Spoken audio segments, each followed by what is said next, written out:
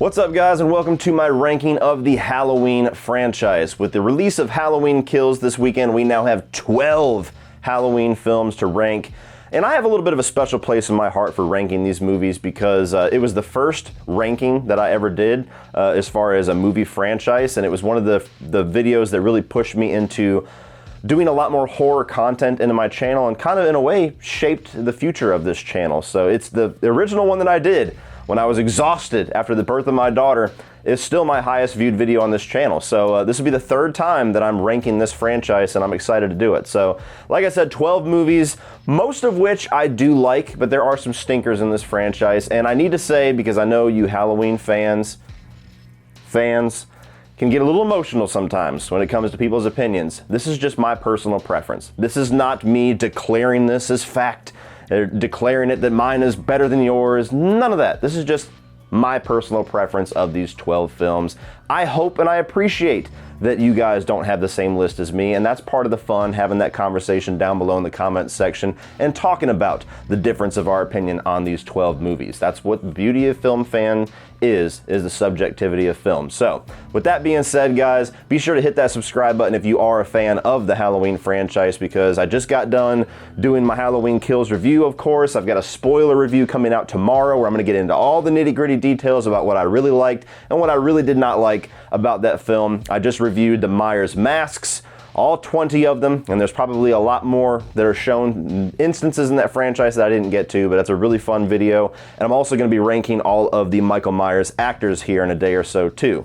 Going to do a commentary. We're going to do a lot of Halloween content over the next week is what I'm trying to get at. So if you're a fan, subscribe button, baby. Do it. Now, starting off at the bottom of the barrel, the worst of this franchise, and this answer has not changed for me. Number 12 for me is definitely Halloween 5. This movie is garbage. This is my least favorite Halloween film, and it has been for years. And as much as people love to shit on some of the other entries in this franchise, this is a movie that is so bad and so incompetent while being boring. And that is what makes it go all the way at number 12 for me. I mean, you've got a good sequel in Halloween 4 that this is trying to follow up. The coals were white hot for this franchise after H4 came out, and everybody just fell back in love with Michael Myers again, and this movie completely shit the bed on all of the potential that was brought up with Halloween 4, destroyed the ending of that movie, which is great. The mask is absolutely horrible, one of my worst Michael Myers masks in this franchise as far as I'm concerned. Don Shanks, his portrayal of Michael Myers, I think is one of the worst. You know, no hate to the guy. He's just not as good as some of the other people that he is peers with, in my opinion. Not a whole lot of tension in this movie, not a whole lot of atmosphere in this movie, not a whole lot of scares in this movie. Some decent kills, you know, sometimes some good kills can raise a crappy slasher up a couple of points, but beyond that, almost every decision they made in this movie infuriates me. This is where they started the whole Thorn trilogy thing with the Man in Black that they're hinting at, which was just a stupid storyline to go with. They take characters that we loved that were introduced into Halloween 4, like Rachel, and they kill them off quickly and unceremoniously as if we never gave a shit about that character. Huge mortal sin. They take Jamie Lloyd and they make her a mute for reasons for most of the runtime of this film. They gave Loomis probably his creepiest aspect for the character that he's ever had in this entire franchise, where he's like up in people's face and is almost scaring Jamie just as much as Michael Myers is. This is where he's a little bit nutty, and you don't want Loomis to be nutty. He's supposed to be kind of the heartbeat of the movie. And my God, Tina! They promote Tina to like almost co-lead in this movie, and she's one of the most unbearably fucking annoying characters in a slasher movie in history. Fuck this movie, number 12. Number 11, probably the most popular answer for worst of this franchise, is gonna be Halloween Resurrection. Now, I will say, I can be entertained watching Halloween Resurrection. I don't really have a whole lot of emotional anger towards this movie.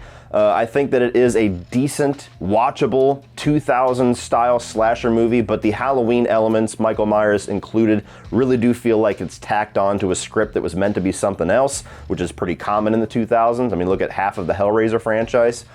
And I think that some of the actors, some of the victims in this movie I like seeing. You know, there's some American Pie people in here and some people you see in some later things that we all pretty much enjoy. But where this movie just becomes a shit bomb, besides being just a mediocre at best slasher film, is that you have Busta Rhymes in this movie that is literally karate kicking Michael Myers in the face after he got done insulting him to his face, and Michael just walked away and didn't do anything, which totally destroys any of the fear, mystique, intimidation, tension, anything like that that's supposed to come with the character of Michael Myers. Now he just looks like a little bitch, which is a huge, huge problem for a titular character like Michael Myers.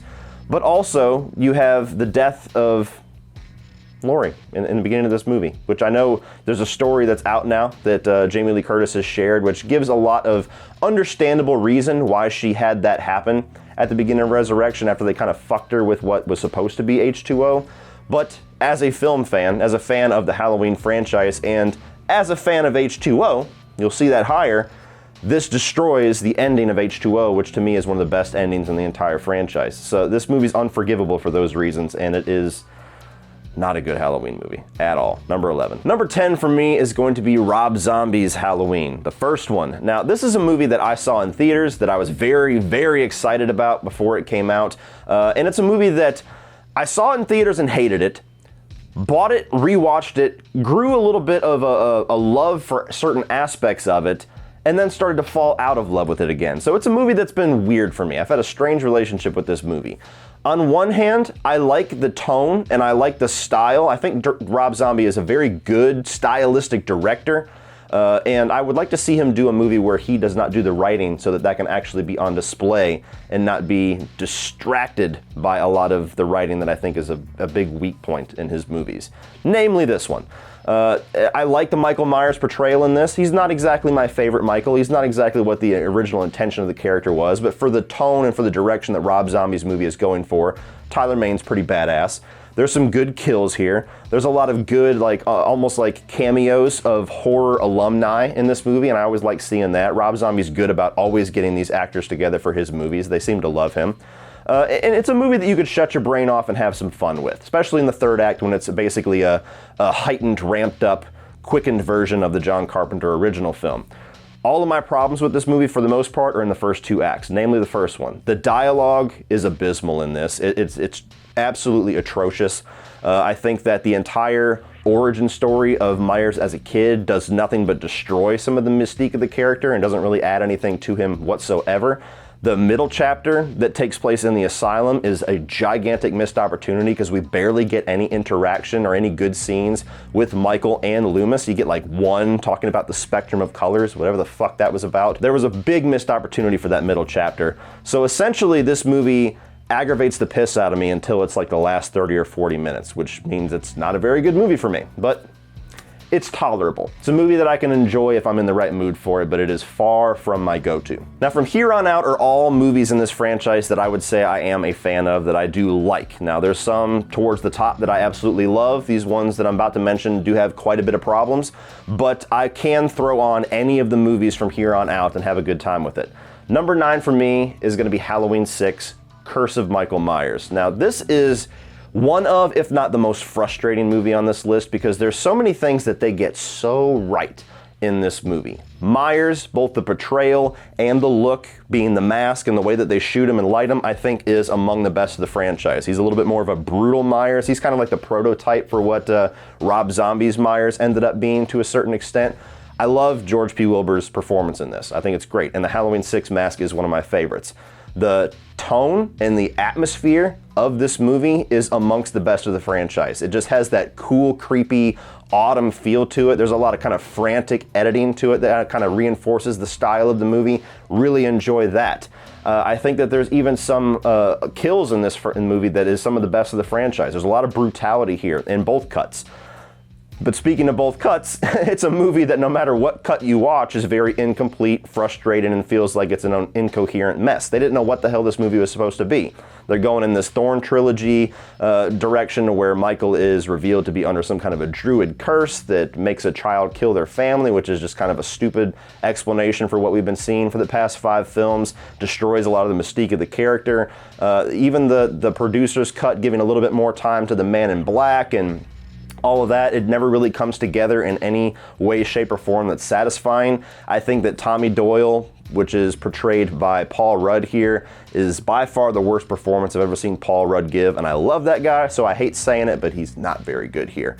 And Loomis, you could tell that Donald Pleasance was very old. I mean, I think he might have even died before this movie came out. Don't quote me on that, but his character feels very tired here. He kind of feels like it's an obligatory thing for him to be here more than a genuine piece of the storyline, which is not, anybody's fault. He was just an old man. And by the end of the movie, no matter what cut you get, the ending is just a big what the fuck. It's like, what is that supposed to mean? Loomis is now Michael, or Loomis died, or what are you trying to tell me, movie? So it's a movie that's zany, it's ridiculous, it's fun, but it is frustrating as shit. Number 8, the new kid on the block, Halloween Kills. Now, this is a movie that, regardless which some of you guys want to believe, I wanted to love this. I kept my expectations as tempered as I possibly could. I didn't jump on the hype train for 2+ years before this movie came out. There was even a certain extent where I refused to even cover this movie because of my experience with 2018. I was like, whatever, I'm just gonna go watch the movie, fuck talking about it. I walked in, the first 25 minutes or so, I genuinely thought this was gonna be my second favorite Halloween film. I was in love with it. Then it went way downhill. This is a movie that by the end, I do say that it is a movie that I like. There's things about it that I thought were great. The kills, awesome, gnarly, full of carnage. Love that. Carnage candy, baby. I thought that James Jude Courtney as Michael Myers cemented him as possibly the best Myers of all time. Definitely, he's damn near tied with Nick Castle, if not.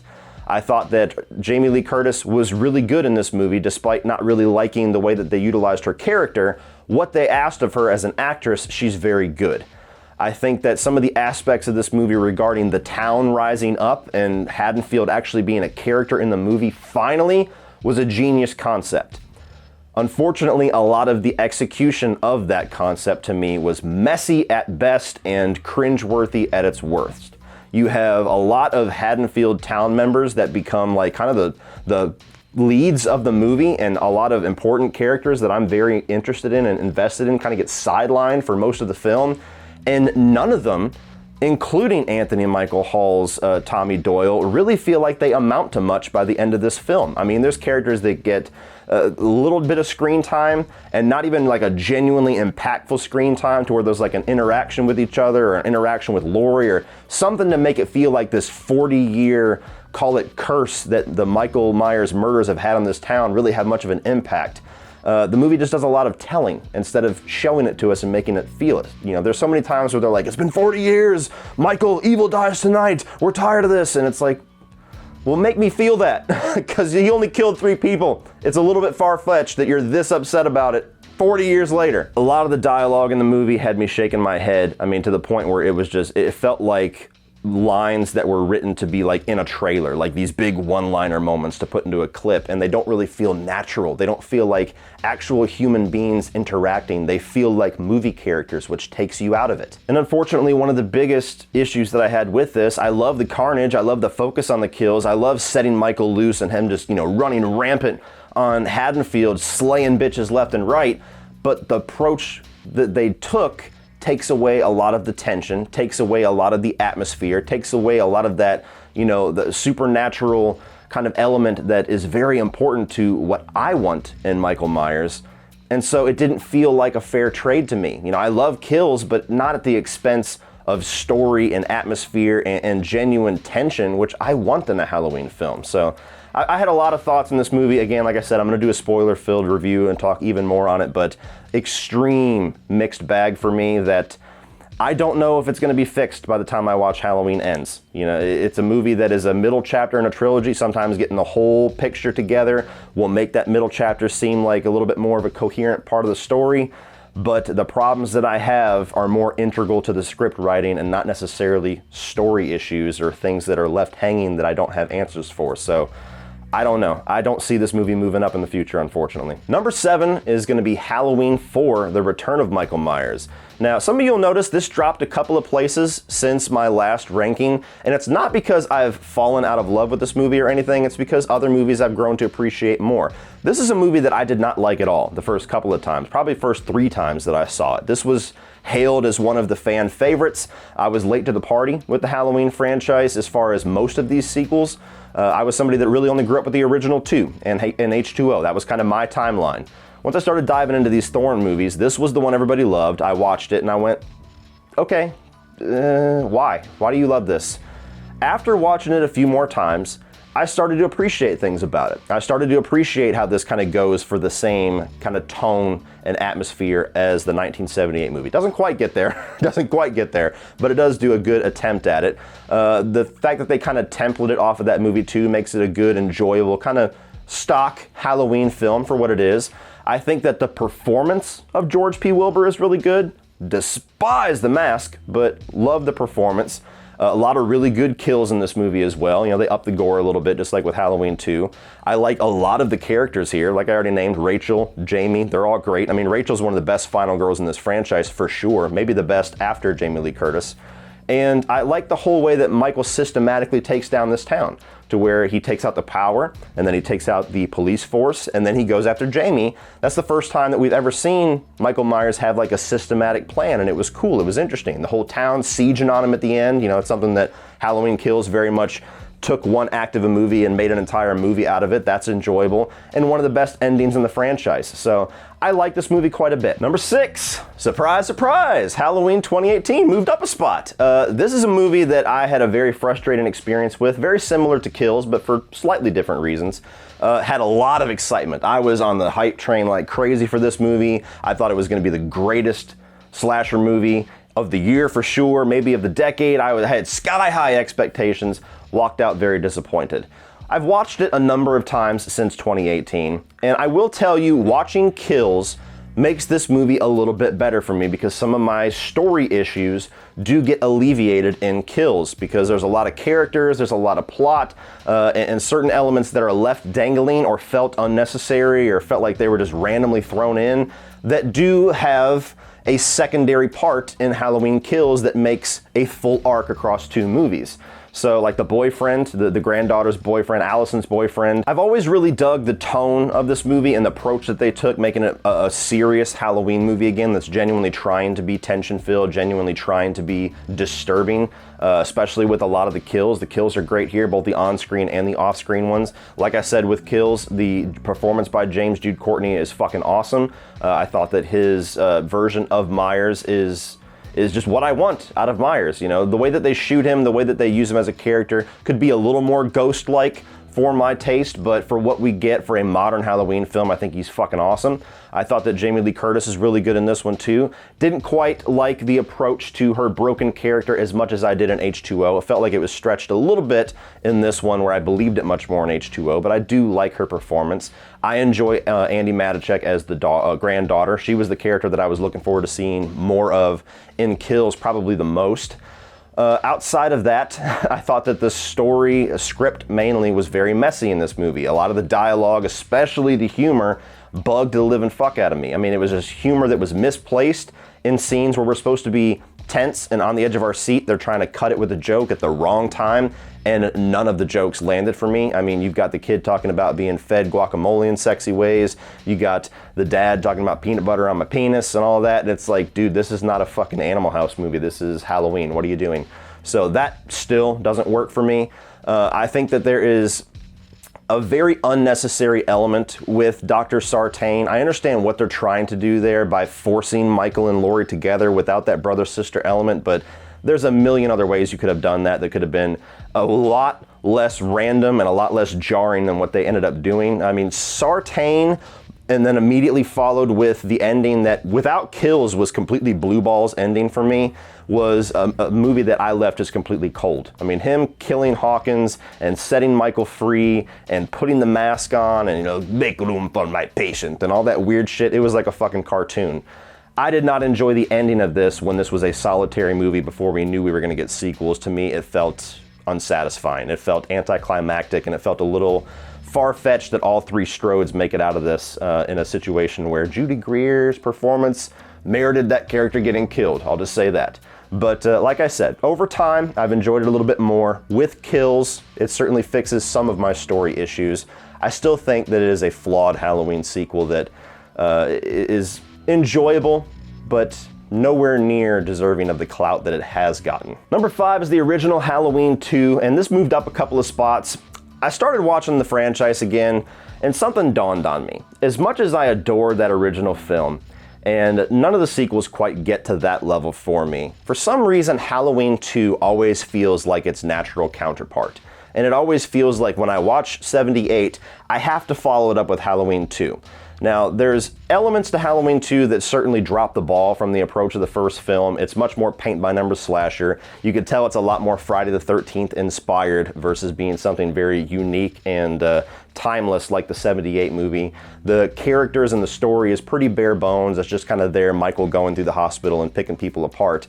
But the tone, the direction, the atmosphere, the lighting, the approach to the character of Michael Myers, it feels very close to what they were doing in 78. Doesn't quite get there, but it feels very close to where these movies really do feel like one night. They feel like natural sequels, and I always appreciate it for that. There's a lot more gore here, there's a lot of badass kills, and when I think of Michael Myers, when I think of these iconic moments, I always think of certain moments from Halloween 2 when I'm gathering that in my head, like, when he sticks the nurse in the back with a scalpel and raises her up, or when he grabs his mask and he's bleeding, tears, he's all of that, like all the visualization we get in this movie sticks in my mind as some of the most iconic Michael Myers stuff. So, despite this being much more of kind of a dirty, generic slasher, dare I say, than the original film, I've always loved it. And despite its flaws, it always feels like a movie that is very welcome as a successor to the first film. So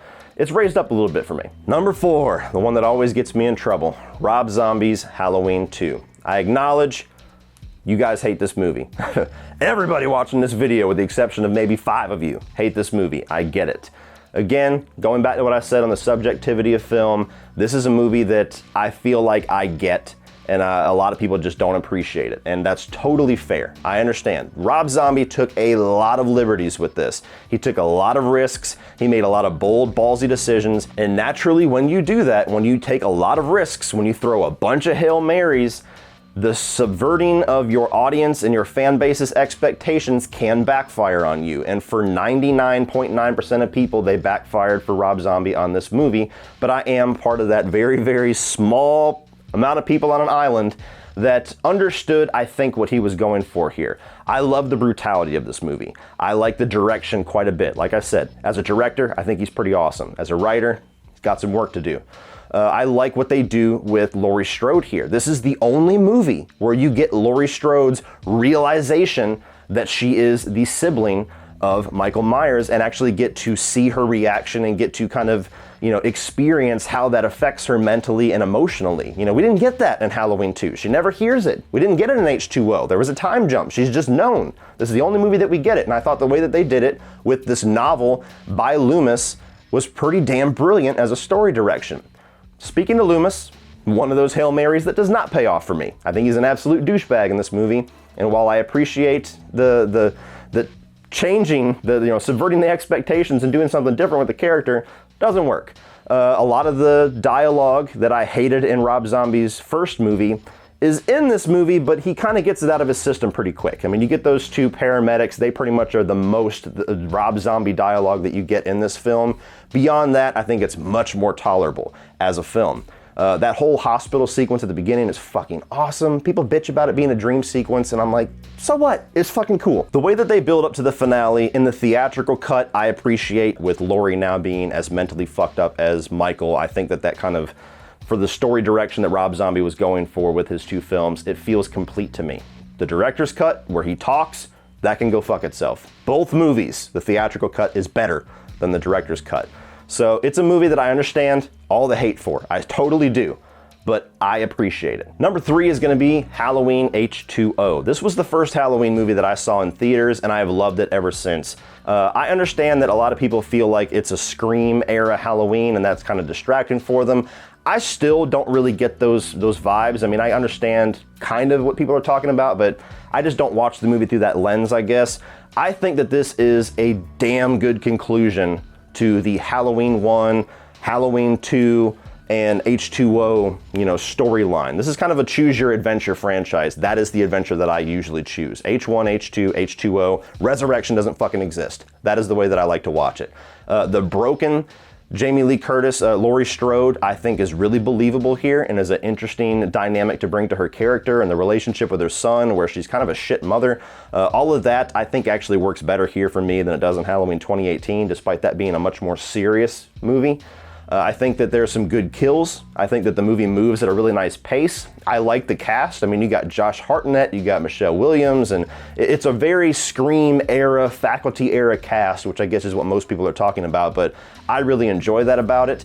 And I do like the portrayal of Michael Myers. I don't love it. There's certainly some issues with it, but Chris Duran, to me, it doesn't deserve near the amount of hate that he gets. The Mask deserves all the hate. Seeing his eyes, a fucking thing where, you know, he gets hit and he's like, yeah, that, no. We don't see the eyes, okay? That's a cardinal rule with Halloween. H2O, you fuck that up.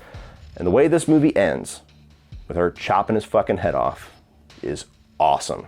Again, resurrection does not exist in my mind. If you cut it off there, to me, that is an awesome trilogy of films. So I love H2O, obviously one of my favorites. I'm a constant defender of it, and it's still one of my favorites at number 3. Number 2, that other dark horse, that other black sheep of the family, Halloween 3, Season of the Witch. I still hold true that if this movie was not called Halloween 3 and was simply released as Season of the Witch, this would be hailed as a horror classic. And it would be one of those movies like The Burning, like Halloween, like, you know, Lost Boys, like Fright Night, that's just like this staple of 80s horror. And it's a shame that they tried to shoehorn this into a franchise that it just does not fit in. You know, the anthology thing just didn't work, unfortunately. People are starting to come around the camp on it, which is awesome. I think that the story is really cool, it's really unique, and it's really creepy, and it's pretty brutal as far as the storyline goes. A guy that wants to murder all the children in the world on Halloween night. I think there's a lot of awesome practical effects here. I think that the score is the best in the franchise, except for the original Halloween. And maybe Halloween 2018, that's a fucking awesome score too, but it's Carpenter level awesome. A lot of the direction and the tone and the atmosphere of this movie feels very John Carpenter-ish, even though he didn't direct it. He was a producer, but this is somebody that definitely is a Carpenter fan. And I like having Tom Atkins. I love that guy as the main character here. And, you know, him kind of teaming up with this chick because he wants to fuck her and kind of going along with this whole plot for that reason. I just think it adds charm to his character. It's got a badass, ballsy ending. You know, it could be cheesy for some, but for me, I love this movie. It's a Halloween staple for me. I watch it every single year now that I've been turned on to it, and I will continue to sing its praises. And then you got number 1, and did you think it was going to be anything else? I mean, there's nothing else to say about John Carpenter's Halloween. I mean, I've talked about it ad nauseum. The world has talked about it ad nauseum. It's a horror classic. It's a brilliant movie. It's a staple of the slasher genre. It's a staple of the horror genre. It's a staple of the 70s. It's a movie that set the template for what became my favorite era of horror ever in the 80s. This is a movie that I have always loved, I have always appreciated, I have always respected it. I do find it a little bit overrated. You know, there's people that act like this is God's gift to Earth, and I don't quite think it's on that level, but it's a movie that I love. I think that the direction and the approach that John Carpenter took was something that's very simplistic, is brilliant. The way that they portray Michael Myers, to me, is still my favorite portrayal of the character, as far as him being supernatural but kind of human and never quite given us an answer to that. This is the only movie that nails that perfectly. Nick Castle as the Shape is awesome. Jamie Lee Curtis is great as Laurie Strode, one of the classic final girls. I think that this is a movie that just, it's timeless. It's absolutely timeless. It's gonna take a hell of a Halloween sequel to ever dethrone it. Easily my number 1. So what do you guys think? What is your ranking of the Halloween franchise? Again, I'll say it for the 3rd time, subjectivity, guys, personal preference. Don't get angry, don't get bitchy, don't get childish. Just tell me your ranking down below. Let's talk about it. It's a good conversation to have.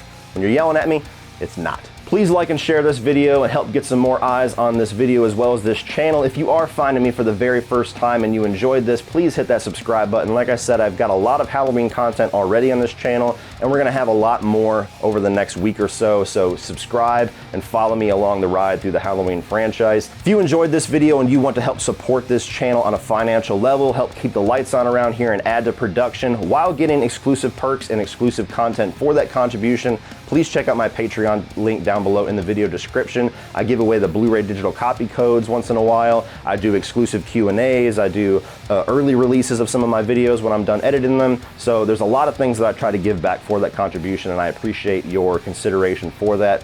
Thank you guys for watching as always, and remember, Opinions are like assholes, but that doesn't mean that you have to be.